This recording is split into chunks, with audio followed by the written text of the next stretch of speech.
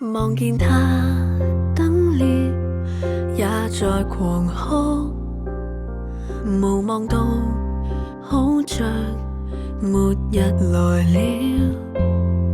樓上可親的姐姐改着黑衫不微笑，愛是這樣嗎？讓我有些困擾。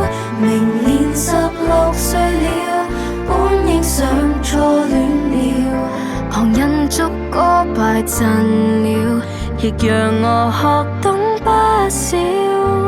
每天有人失戀，至少我未失戀，未有初戀，情人忐忑入眠，還未吻，原來也有些優點。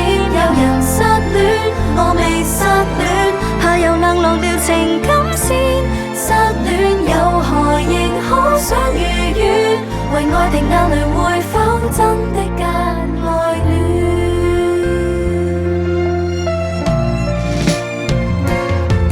同學瀟灑的姐姐剪了清爽短頭髮，說被拒絕了，未悔對他告白。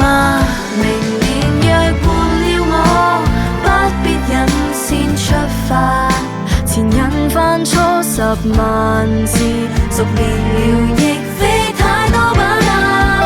每天有人失戀，至少我未失戀，未有初戀，情人忐忑入眠，還未吻，原來也有些優點。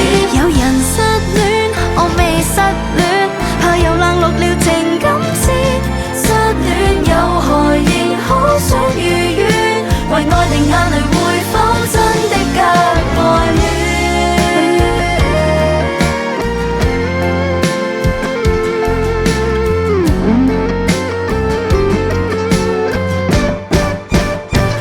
人前還在説笑，跟初戀多麼遠，但心裡面常在計算，提前談情被愛那些風險。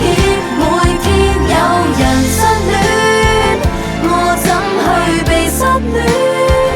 若遇上初戀，情人怎麼去部署，才能夠纏綿到永保新鮮？有人失戀，我未失戀，要是最後也無可免，終於變做姐姐的時候，願我亦有幸教些新手去實踐。